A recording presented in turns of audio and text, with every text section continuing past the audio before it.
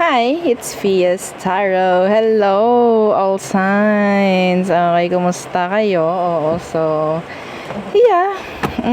So, again, before tayo mag-start, kung hindi ka pa nakakapag-subscribe, please do subscribe and hit the notification bell para lagi po tayo maging updated sa mga mangyayari pa lang. Okay? So, ayusin natin ito. Oh, nakikita yung hanger sa likod. Anyway, so, again, kung may tanong po pagdating sa private reading and sa ating mga charms, kaya just message me sa akin pong FB page for more info. Ganon rin po pagdating dito po. No? So, yeah. Meron tayong mga pangtanggal ng blockages. Okay? Para dumaloy ng magaan, smoothly ang inyong mga blessings, opportunities, yan, mga ganyan. Aalisin kasi natin yung mga sabihin natin nakahawak pa sa inyo energetically, kaya hindi nyo maabot at ma-reach. Oo, yung inyong mga dapat maabot at ma-reach. O, diba? So, pantanggal MALAS. Ito. No, pangtanggal alat. Yan, mga ganyan po. Pwede po sa bahay. Pwede sa business. Pwede yan sa, pang sarili. Okay? So, ang ating 2-in-1 Love and Money Bracelet with citrine. Oo, citrine po is a money magnet. Okay? Madalas ginagamit talaga ng mga nagnenegosyo. Oo, yung citrine stone. So, nilagay na din natin dito. Okay? So, hindi lang for love. O, diba? For money rin. Oo, money magnet, the merchant stone, kasama ng love bracelet. O, diba? San ka pa? And, syempre, again, ina-advise ko, oo, na isama to kung ipo-purchase to. Pero okay naman kung hindi. Okay? Kasi eto, yun nga, nag-aalis to ng blockage. Sayang naman kung ano man yung mga pwedeng ibigay nito. Okay? Hindi na para ma-pending, hindi na para ma-block. Okay? Ganun rin po pagdating dito kay grantor. Okay? So, si grantor, dito naman, kayo ang magmamanifest ng gusto nyo. Okay? Kayo magmamanifest ng gusto nyo kahit ano, wag lang masama. Please lang. Please lang, wag nyo abusuhin. Okay? So, yun po ha. So, si grantor ang tagapag-manifest ng gusto ninyo.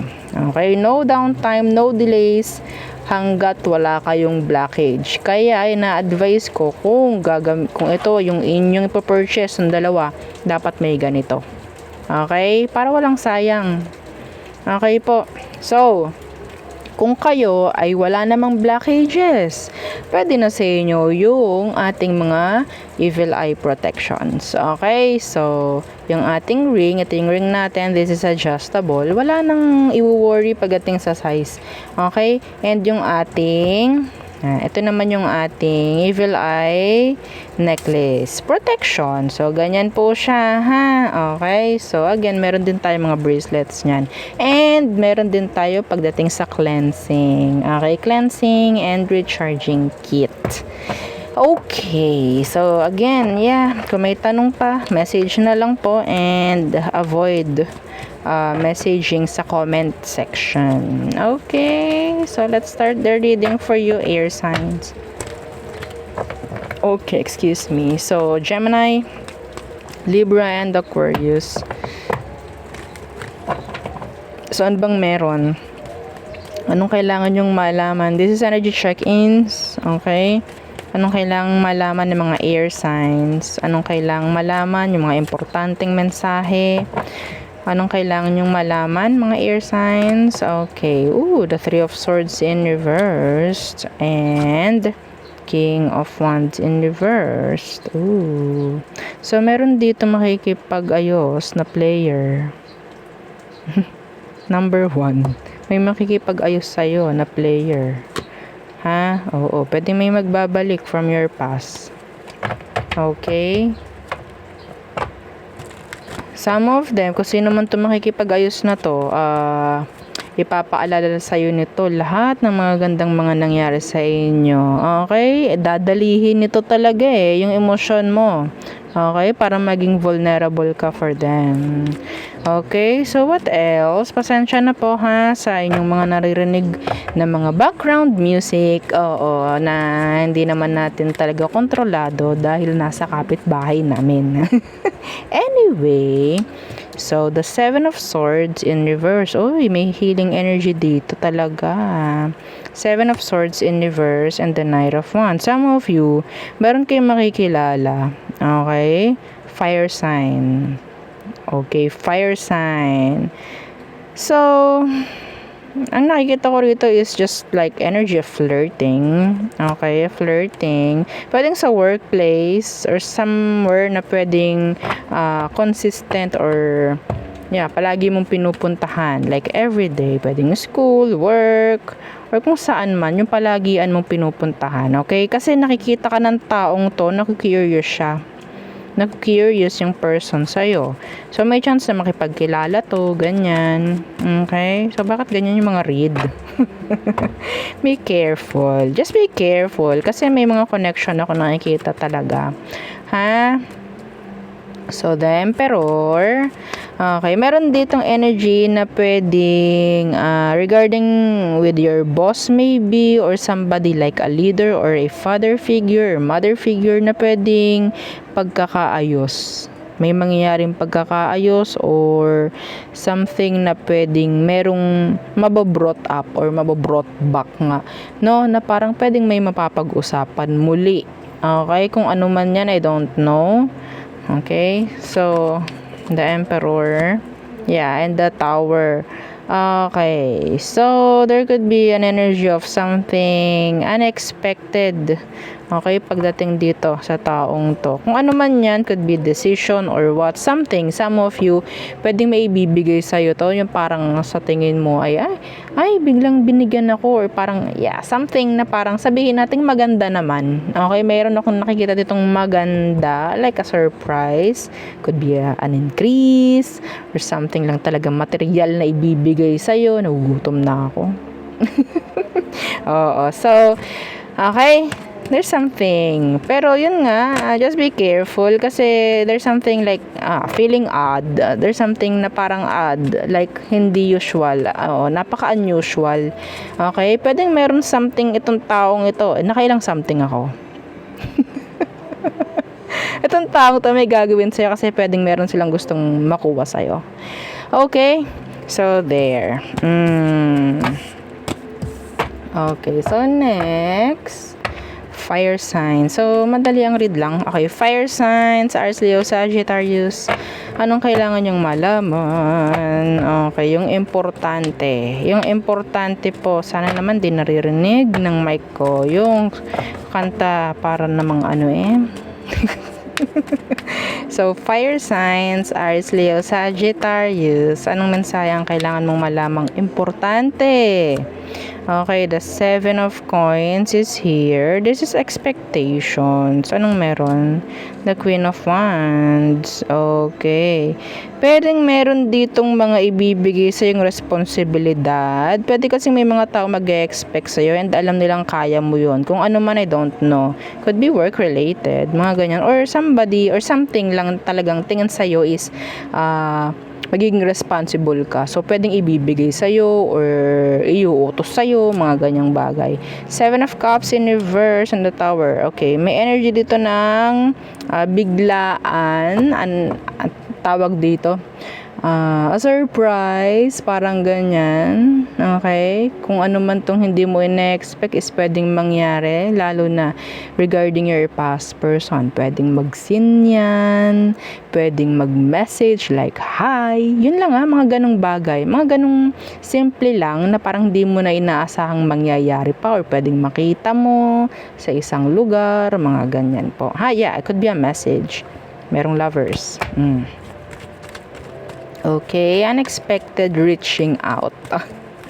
Okay, so yun po So ano pa for fire signs? Okay, meron ditong Scorpio, a water sign could be, So the Hangman, another water sign placement. So I think this is Pisces. So the Hangman and the Four of Swords. Okay. So, kung ano man to na parang pinag-iisipan nyo, okay, may nakikita kong execution. Meron nang gagawin, meron nang sisimulan. Okay? Na pwedeng matagal mo nang pinag-isipan. So, kung ano man to, kung kahit na parang matagal mo nang pinag-isipan, pwedeng gagawin mo na. Okay? Yeah, pwedeng nasa energy mo na yan. Yeah. So, sa pabuti naman, actually, sa pabuti. Kung ano man yung ninanais mong mangyari is pwedeng maging smooth flowing kung ano man yun. Okay? Somebody is wanting to reach out din talaga. Could be a past person. Somebody na pwedeng matagal na kayong hindi nag-uusap. Okay? So, some of you, may chance na pwedeng makakuha ng compliments. Okay? Yes, compliments. Marami.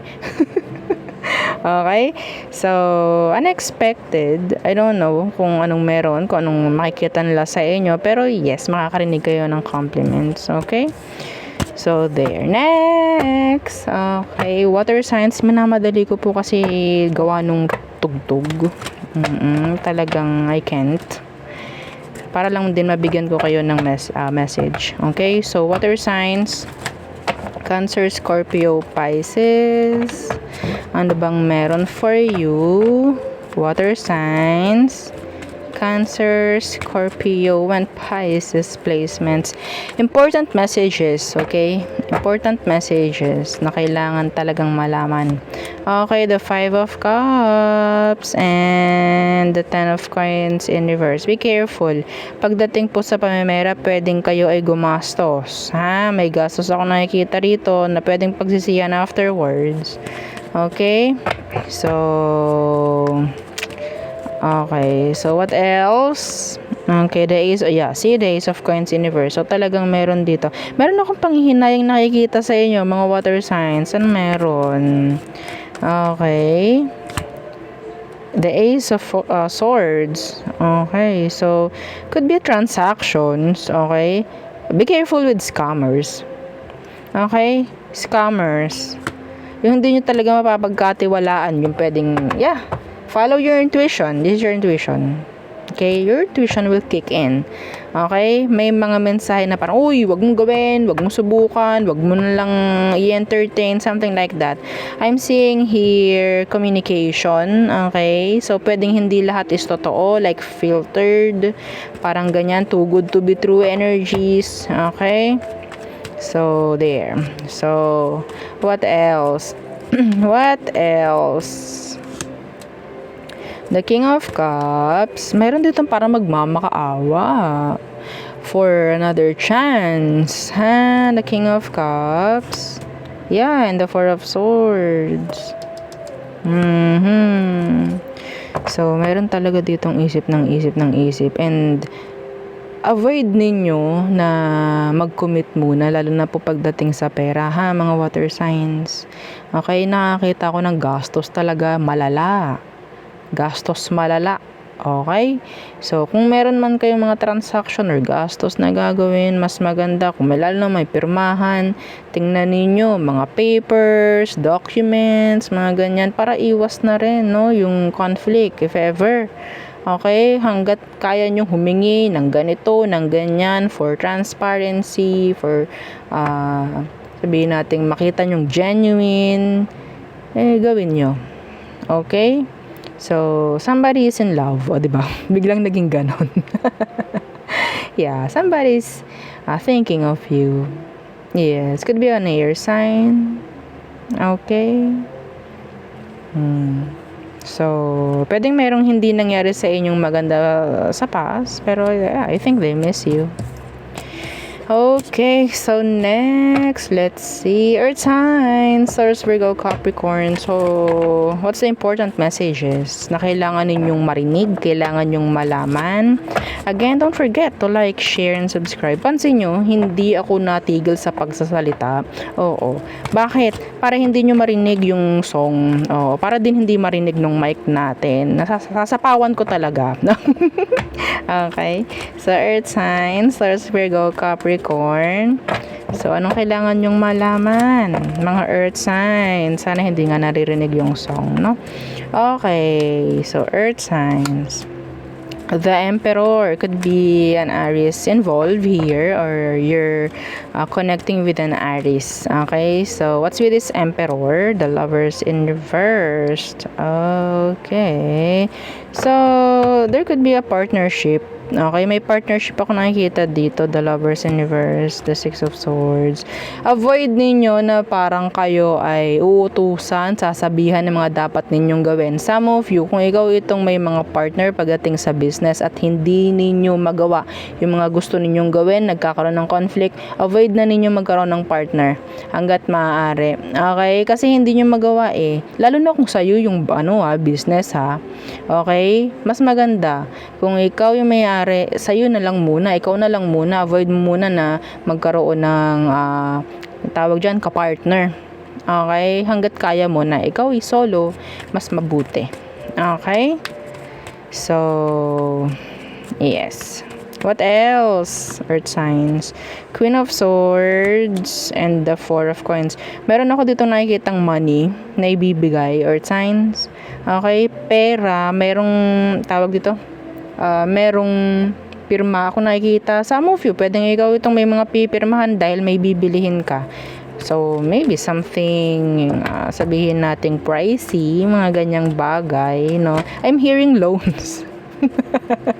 Yeah, I'm hearing loans. Insurance. Yes, meron din ako naririnig na ganyan. I don't know, pwedeng ikaw is magiging curious about dyan or ikaw to magiging interested, no, na kumuha, pwedeng ganyan. Okay? So, what else for earth signs? Okay, the Six of Swords in reversed. And the Hierophant in reverse. Oh, may mga babalik-balikan dito kung ano man to. Okay, may something na pwedeng magiging open, something na pwedeng hindi ginawa before, pwedeng babalikan, mga ganyang bagay, or pwedeng may nag-end, tas babalikan. Okay, pero yeah. Yeah, the Eight of Swords. Kung sa tingin yung wag na. Okay, yeah, the Ten of Swords is here. This is past. Okay, nas tingin ko parang gusto nyo lang balik-balikan kung ano man to. If this is a connection, romantic connection, kung sa tingin nyo kailangan pang bang balikan or hindi na, mga ganyang bagay. Okay, so yeah, see, the Two of Cups, connection, attachments, mga ganyang bagay. Okay, iba sa inyo, you're energetically still attached to someone na pwedeng nagbibigay sa'yo ng blockages. Oo, ito tamang-tama sa'yo. Okay? So, iba sa inyo po. Okay? So, mas maganda, release yourself from the energy itself. No? Yung parang kung ano man yung naghahawak sa'yo. Anyway, masyadong sabihin nating mahirap gawin yon, kaya yun nga, andito yung ibang tulong natin, no? So ito siya, si cord cutting, doon napasok po talaga yan, no? So mahirap kasi kung usapang energy, usapang frequency, tas ikaw lang mismo yung gagawa, no? Oo, so yun po, ha, again, yeah, yun lang ang ating reading for you all signs. So kung may tanong pa po pagdating sa private reading and sa kung saan man, sa ating charms, mga ganyang bagay, just message me sa FB page. Okay, for more info, avoid commenting sa ang tawag dyan, comment section, and yeah, dalaw-dalawin ninyo yung sa nating YT channel o yung ating love letter. So siguro talaga pag may time ating dadalawin rin, no? So yun po, again, thank you, goodbye.